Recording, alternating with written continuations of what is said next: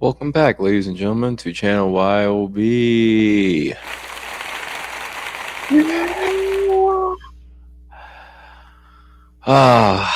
Another day, another day. Hello. Today I want to do a spooky reaction. This is from the channel. Which one does this have it on here? Nowhere Found. I'll try put the information in the description below. I think I saw this already, and I believe this is involving the Miami Mall aliens and liminal spaces, and I found it very interesting. So I just wanted to watch alongside with you guys. Let me pull it up real quick. Okay. I'm pretty sure I saw this. Yeah, this is it. But I wanted to put more attention on that Miami Mall thing. I mean, Miami Mall alien situation. Because I always thought that was so weird and how everybody kind of just moved past that. It's just, yeah. I'm going to give this a like because I saw it already and I liked it. So, yeah, let's see it together. 3, 2, 1, action. Holiday 95.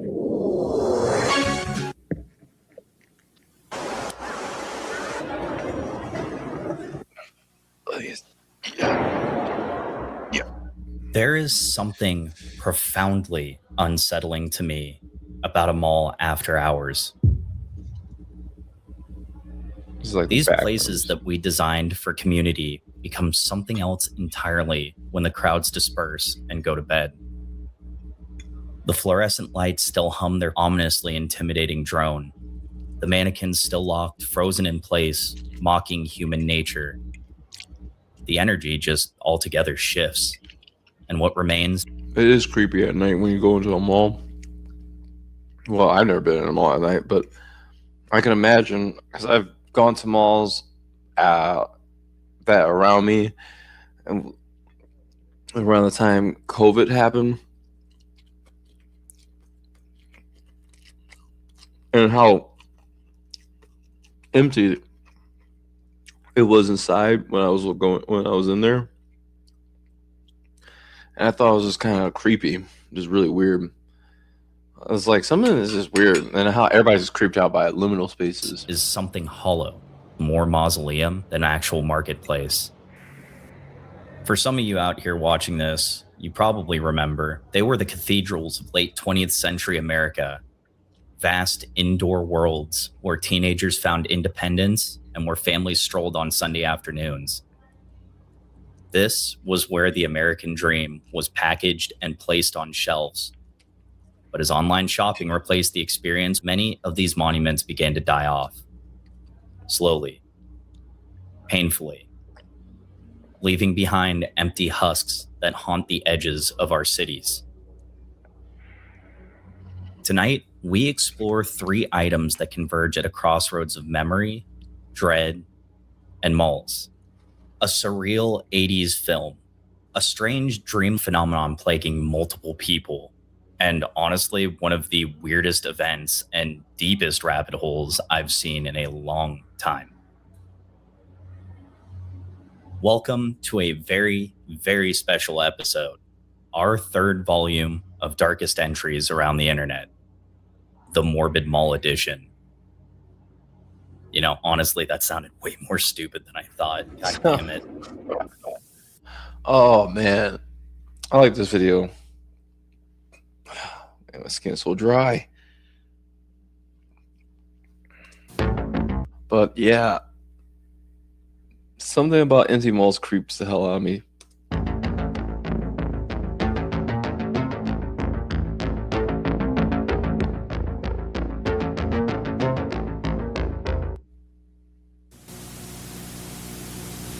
trending story on CBSMiami.com.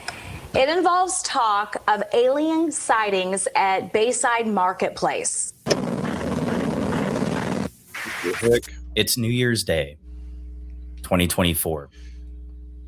The location is Bayside Marketplace, Miami. But what is set to transpire that night is more mystery than magic. Dozens of police officers swarming Bayside Marketplace tonight. That's where we find Local 10 crime specialist Bridget Matter live with what sparked this chaotic scene. Bridget. And chaotic isn't. It's an open-air shopping center along the waterfront in downtown Miami, about 5 miles from South Beach, and it would become the epicenter for arguably one of the weirdest events in recent times. It was early evening, and the marketplace was filled with people celebrating the start of a new year. Families strolled along the bay, tourists browsed the shops, the energy was alive and festive. Then, chaos erupted. And grand theft. Now, according to Miami police, it started with just a simple fight. It was a large group of teenagers, numbering between 50 to 100, who started an all-out brawl-fueled pandemonium inside the marketplace. On the night of New Year's Day, 911 caller reported hearing what they thought were gunshots at the Bayside Marketplace, 401 Baskin Boulevard. Officer Michael Vega, a police spokesman, told the Miami Herald earlier this week the incorrectly reported gunshots were 50 or so juveniles shooting fireworks at people, with some looting also occurring. Police said in its Friday video. Police called a citywide emergency as officers already at Bayside were not able to contain the situation. That alert, called a citywide 3, tells all active officers in the city to respond to the incident location. Some officers were heavily armed and approached the crowd displaying high-powered rifles, reflecting the fact that officers were initially erroneously told the situation involved an active shooter. The Downtown Neighbors Alliance, an organization that represents residents of several condos in the area, said it in an earlier news release. That's one thing that I thought was weird. So many police officers showing up, and it's being at a mall. And around the time, there's like a Stranger Things season that involved a mall and them using fireworks to fight this creature from the upside down. You know, preconditioning. Who started an all-out brawl-fueled pandemonium inside the marketplace. They were accused of setting off fireworks, and loud ones at that sounded more like gunshots echoing through the open corridors. The noise, reasonably, caused immediate panic, and people started running, assuming that there was an active shooter. The police response was massive. Dozens of police cars descended on Bayside Marketplace. The streets were blocked off and shut down by rows and rows of patrol vehicles. Officers flooded the area, and some reports claim that all available Miami patrol units were called to the scene. Overhead, according to witnesses, helicopters circled. When all was said and done, 4 teenagers were arrested, and the official story from the police was nothing more than a juvenile disturbance caused by fireworks causing panic. That's not why we're here to talk about this tonight, however. This is the footage we have from the Miami alien encounter that happened 2 years ago. I was there at the Bayside Mall with my family, and we all saw exactly what happened. You were. When I see that part, I'm just like, you're lying. Yeah, we were there. Within hours of the incident, videos began circulating on social media. Shaky cell phone footage showing the overwhelming police presence, aerial shots of the marketplace surrounded by emergency vehicles, and then, lo and behold, buried in that grainy, low-light footage, people started seeing something else. Tall, moving shadows. What is that? Now, before we get too deep into this, frame-by-frame analysis of these videos seem to show figures, impossibly tall figures, 8 to 10 feet in height, walking among the police cars and near the entrance to the marketplace. Reasonably, the internet exploded. I had a dream when I was really young of this shadow in front of my bed. And everybody has the same dream with these shadows. Hashtags involving the incident trended globally. Posts claiming government cover-ups set social media ablaze. Conspiracy theorists proposed that police weren't responding to teenagers at all. They were responding to something wholly not of this world. The theories proliferated faster than most involved could react to. Some claimed the teens had opened a portal, others insisted they had witnessed 10-foot-tall gray creatures attacking people in the shopping area, holograms, you name it. The Miami Police Department was forced to issue multiple statements, and on January 5th, Officer Rafael Horta addressed the alien claims directly in a video posted to the department's Instagram account. What happened was there was about 50 or more juveniles that were shooting fireworks at people. There was also some looting going on. So officers that were on that scene were having a little bit of trouble containing it. So they called what is called a citywide 3, which every officer in the city responded. That's why you saw so much police presence for that call to contain that crowd. Now, there is now video going viral of 8 to 10 foot aliens walking around Bayside. It's actually just a person walking with a shadow. So I can confirm to you all here today right now that there are no aliens. Yeah, his statement was so believable. Like, no, of course, there's no aliens. Oh, I can't wait for you guys to see the next part.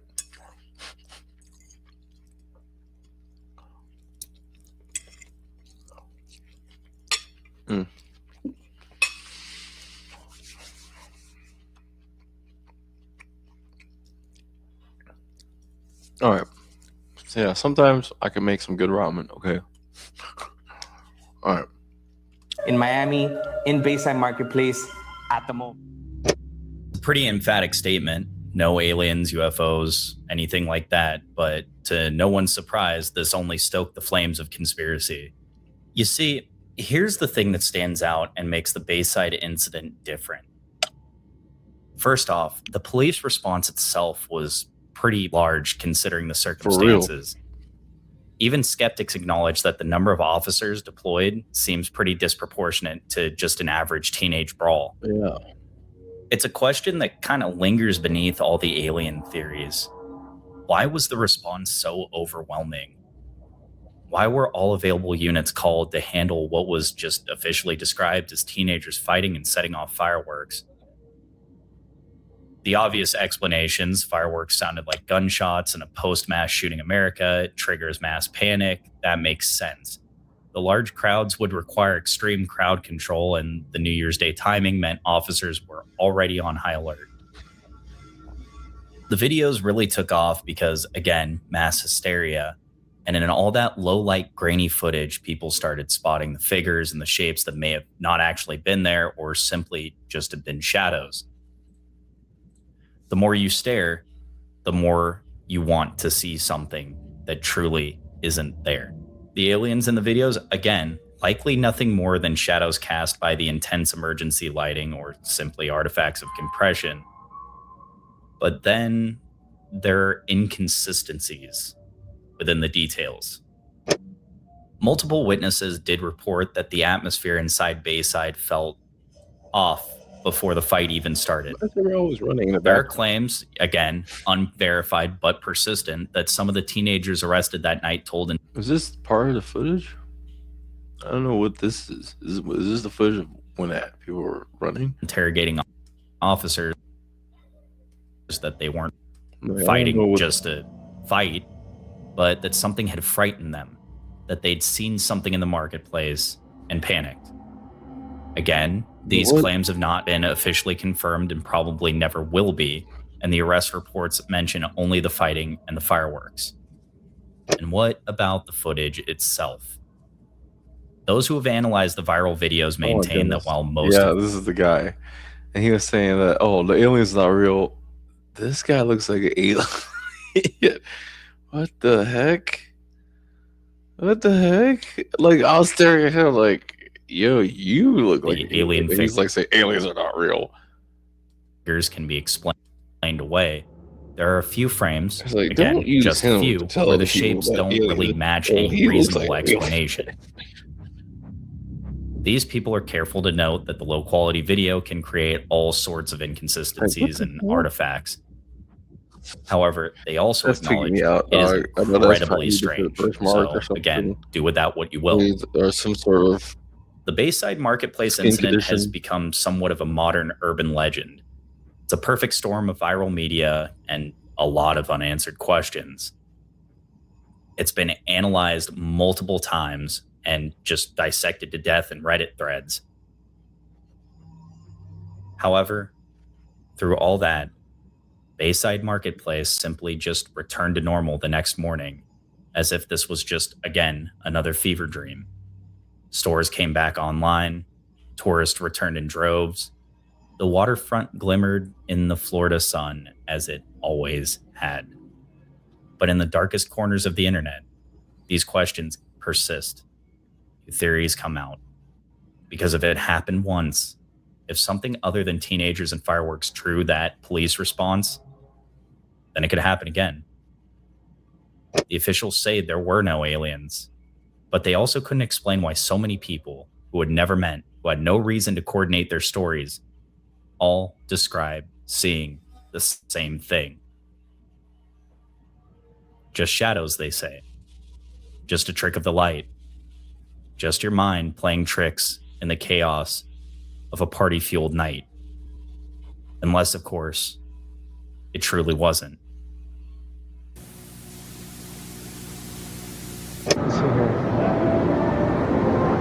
Okay, we're walking through the mall.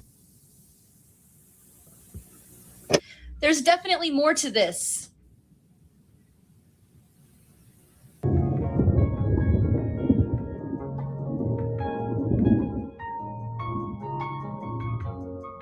Welcome to Mall World, a place that might not even exist in physical reality, but that thousands of people claim to visit regularly in their dreams. It's a shared dreamscape that's become one of the internet's most fascinating and unsettling phenomena. Now, the term Mall World first emerged around 2016 on an internet forum called Godlike Productions in a thread titled, "Anyone Frequent Mall World in Their Dreams?" An anonymous user from Canada described the recurring dreams of a surreal shopping mall and wrote, "I've taken to calling it Mall World." I don't know if I believe this, if that's a real thing. The thread itself grew AMC exponentially to almost over 2,000 replies.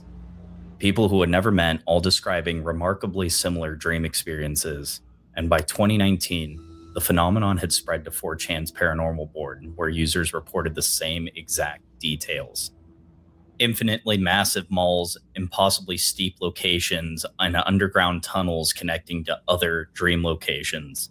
Then, in early 2020, probably synonymous with the liminal space movement, Mall World exploded on mainstream social media. A subreddit called r/the Mall World formed, dedicated entirely to people sharing their experiences. And again, the consistency in their claims is what made this incredibly weird. Sometimes when I go to the city and I see like the inside of those buildings, kind of reminds me of stuff like this. People who have never communicated with each other describe the same specific features. The escalators, always described as absurdly deep, extending far longer than should be physically possible. Especially at night when you're alone. Some dreamers report escalators that seem to go on forever, climbing at angles that would be impossible in waking life. Stairwells that lead in circles, corridors that bring you back to where you started, doors that either don't exist when you need them or open to places that shouldn't connect. The mall almost feels like a trap designed to keep you wandering.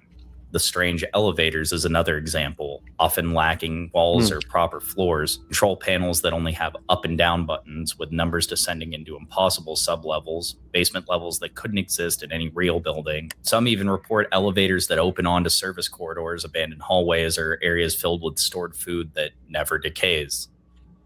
The lighting is also inconsistent throughout the spaces. One wing might be bathed in the half-lit gloom of a dead mall, Another section might be hyper-saturated with arcade lights and neon signs that seem too bright, almost hostile in their intensity. And then there's the food court, a central gathering point that appears in many accounts, and some describe it as populated with people who feel more like scenery than actual conscious beings.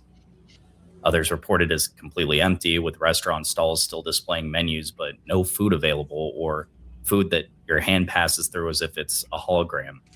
Many dreamers report that Mall World isn't really isolated, but it connects to other reoccurring dream locations. A school world, a library world possibly, a theme park world, hotel world, pool world, secret passageways and underground tunnels that lead between these spaces as if they're all part of the same impossible geography. I'm scared to see Jessica that. Tilton, a content creator, created a map based My on her own dream A24. experiences, and it resonated It's gonna so be so deeply with the rest of the community because it matched If with it's what good, it'll be thousands of creepy as hell. others had experienced independently. Oh, it's so uncomfortable. As reported by the New York So Times in just- October 2025, Oh, people maybe reached all out these to her gaming claiming they chairs. recognized specific locations in her drawing. The placement of the food court, the configuration of the escalators, and the areas that felt familiar despite never having been discussed publicly before. Now, theories about Mall World vary wildly. I'll defer to our good friend Carl Jung. You remember him from prior videos, right? And his concept of the collective unconsciousness. The idea that we all share a deep layer of the mind filled with universal archetypes that shape how we think, dream, and behave. Under this interpretation, Mall World kind of represents a modern archetype. The mall, after all, was a defining feature of late 20th century American life. For Gen X and millennials especially, malls were formative spaces, places of independence, first jobs, dates, hangouts. The architecture became Yeah, I embedded in remember our I used to go cultural to memory. the mall in Golf Road near Evanston, and it used to be nice. It used to be popular, like going to the mall. Used to eat. They used to have this pizza place used to go to, had really good pizza. Across the street from there used to be a Toys R Us. I remember getting a Batman figure. I still remember that day getting that toy, and I was so happy. I was just like, "This is so cool." It was like a really detailed, like, like, like, like dark knight, like sharp, pointy ear Batman. Just like, I miss Toys R Us. That sucks, man. That went away. This is like that was definitely a time. And malls are so much more popular. It was crowded back then. Mall World may connect to a real world anxiety that many of us share. Anxieties about consumption, purpose, and more esoteric theories propose that Mall World exists as a literal location on the astral plane, accessible only through dreams. Some lucid dreamers claim they've conducted experiments attempting to meet each other at specific locations within the world, particularly the food court, which serves as a common anchor point. And no shit, it all leads back to another thing: liminal spaces. Come on, guys, did you really think I wouldn't make another video about that? The rise of liminal space aesthetics and internet culture has intersected within Mall World's popularity. Liminal spaces evoke those feelings of nostalgia mixed with uncanny dread, and it feels like I'm a broken record on this channel at this point with explaining that. But again, they're in between places, and Mall World embodies this perfectly. It's familiar, yet it's wrong. It's comforting, yet incredibly isolating. One person described an encounter that seemed to suggest I think it other affects dreamers a were lot of aware of the people shared who nature suffer of this from area. loneliness. A man with a big hat, for instance, who, when followed, turned and said, "We do this alone. You need to find your own way out." Reddit user Lucid Dreama posted about flying to a different mall than usual in their dream and noticing that the people in the mall seemed to become more aware the longer they talked. It was like this overwhelming sense that these weren't just NPCs. Then 2 security guards came walking over to me, and I had a real sense that I should probably stop talking about this. They made it clear that I shouldn't know this information and needed to leave immediately.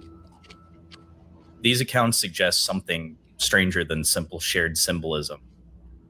Perhaps the most important thing to understand about Mall World is this: it's not actually about the malls.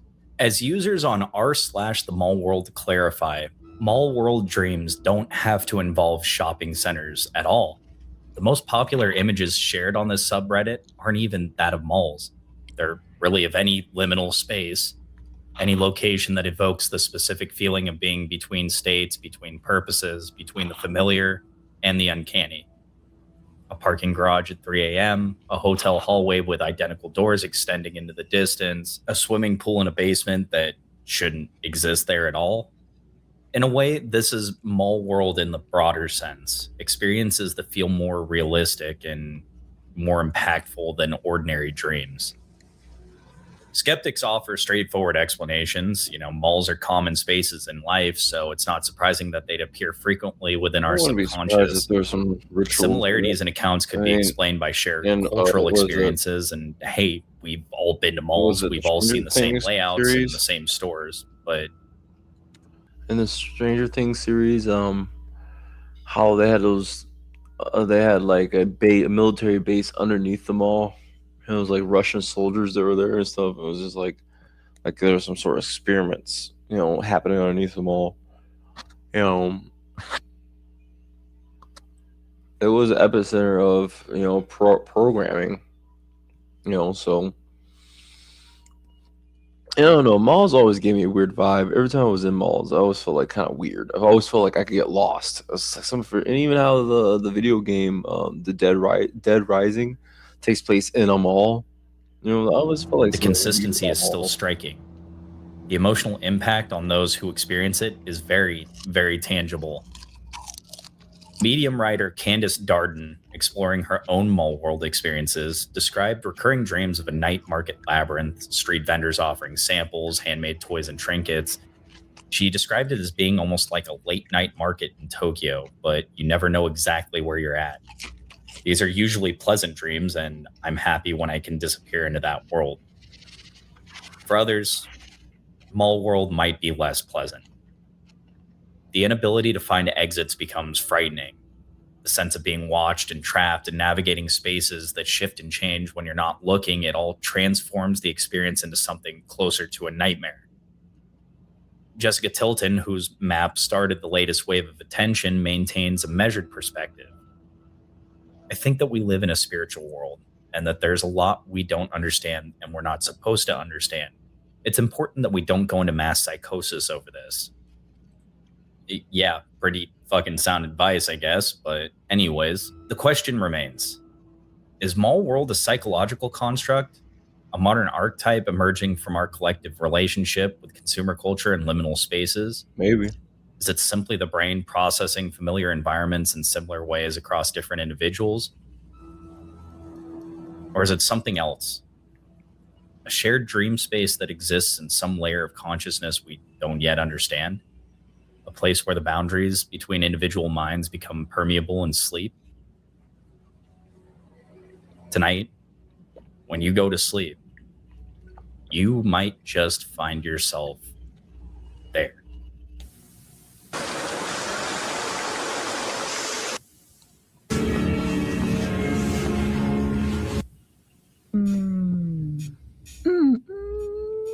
This one here smells great. Which one?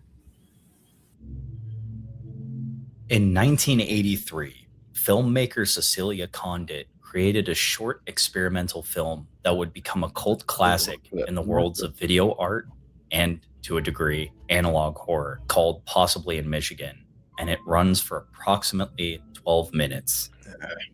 And in those 12 minutes, by some of the most unsettling imagery ever committed to a VHS tape.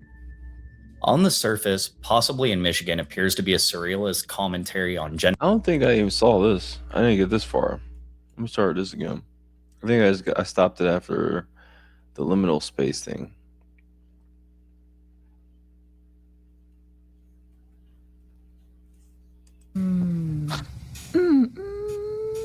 This one here smells great. Which one? In 1983, filmmaker Cecilia Condit created a short experimental film that would become a cult classic in the worlds of video art and, to a degree, analog horror, called Possibly in Michigan, and it runs for approximately 12 minutes. And in those 12 minutes lies some of the most unsettling imagery ever committed to a VHS tape.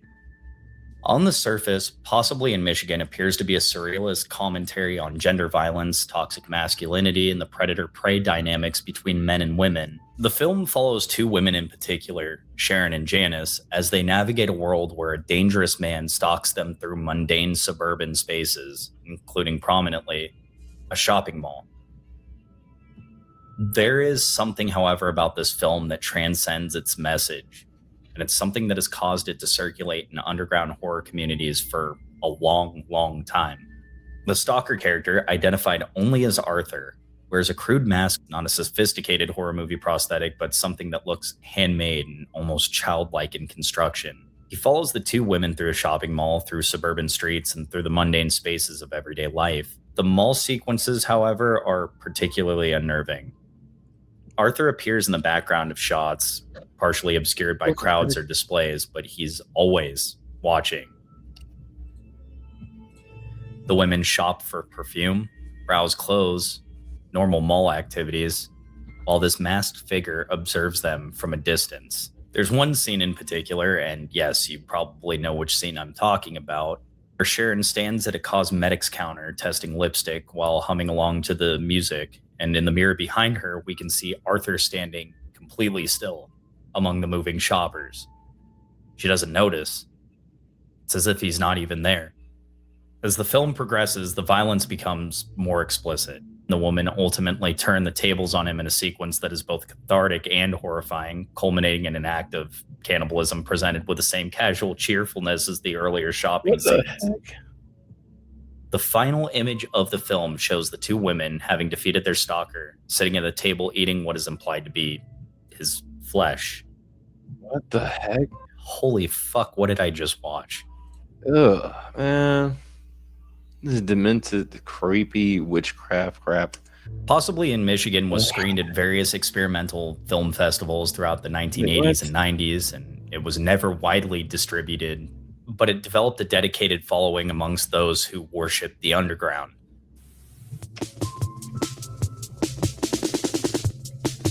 Then, the film was uploaded to YouTube. The film gained renewed attention when it was uploaded, introducing it to a generation raised on internet horror, specifically analog horror. Newcomers flocked to the comments section, trying to figure out what made the film so deeply unsettling, and it transcended more than the violence or the cannibalism itself, because plenty of horror films feature these elements. It was the tone itself, and the way that the film presented horror, and the way it suggested the violence could emerge from the most ordinary moments of daily life. Though its themes hit incredibly hard, such as toxic masculinity and domestic violence, there is one theme in particular that I do want to touch on in regards to Possibly in Michigan, something that impacts us all. What the heck? It understands something fundamental about commercial spaces, and these are places that are meant to be safe. They're meant to be clean and monitored and well lit, and we're supposed to let our guard down, and yet violence happens in these spaces all the time. And that's where the film's genius really lies. It's the collapsing of boundaries. It makes it so effective in horror. What makes this film particularly relevant to mall horror is its treatment of the department store as a site of surveillance. Arthur watches Sharon and Janice shop. He follows them through the aisles. He's tracking their routines, their patterns. He's looking for vulnerabilities.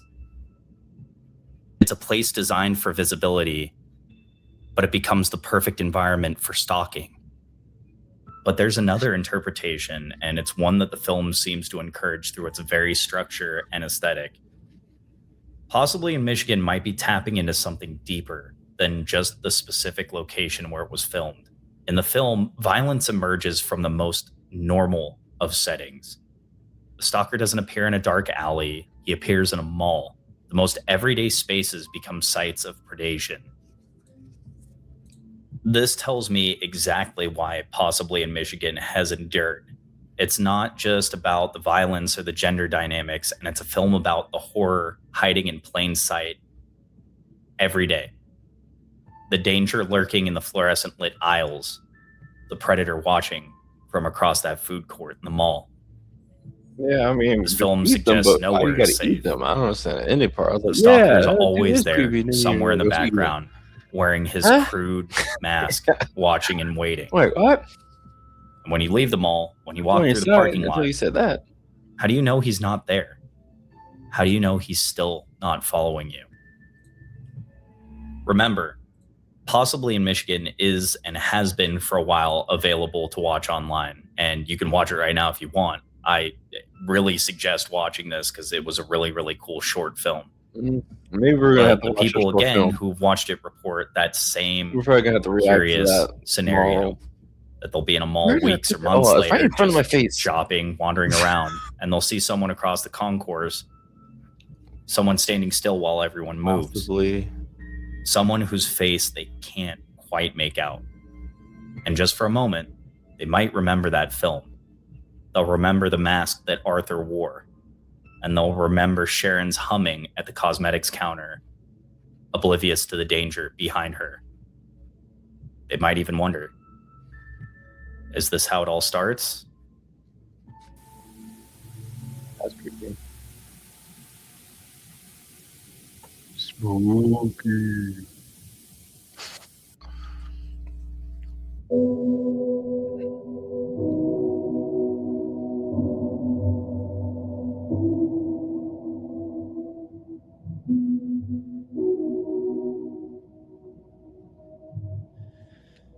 Oh, man. Malls were meant to be eternal, and not literally, of course, but in the way that they embed themselves into the American landscape and our own subconscious. The mall was where you went to see and to be seen. Teenagers fell in love there. Families spent their Sunday afternoons there. It was consumer satisfaction created in a kind of secular cathedral. Yeah. Again, nothing is eternal. At least not really. Malls have begun their slow death. And now, as they empty, as they close their gates and shut off their fountains, they become something else entirely. They become the perfect architecture for the eerie presence of absence. These stories we explored tonight, the Bayside Marketplace incident, all-world phenomenon, possibly in Michigan, each approach this liminal space from a different angle. But they share one common thread. The recognition that these places, designed for specific purposes, become strange and unsettling when those purposes disappear. What happens to a space built for thousands of people when only one person walks through its corridors? Well, they wait. They persist. Malls create this strange and unique form of haunting. It's not a ghost in an old house, nor a spirit in an ancient forest, but something modern and strange. Yeah. The ghost of shopping past, still playing its music, still running its escalators, and still maintaining that Like illusion that seeing somewhere the someone is Matrix for it buying as something. like a skeleton of what, I think deep down, I think the fear of it is what we're seeing with malls is consumerism, actual personified. Like it's literally capitalism if it was an entity that you could look at, and that's what a mall is. It's just literally a building of capitalism. As we move forward to a future where physical retail becomes increasingly optional, we're left these empty husks, and in their emptiness, in their silence, they ask us a question. What will happen when the spaces we built to contain our dreams outlive the dreams themselves? Thank you guys so much for watching another episode of Darkest Entries. The next time you find yourself in a mall, especially an old one, I know a lot of you daredevils out there probably be interested in doing that. Pay attention to the spaces between the stores. The malls remember, even when we forget.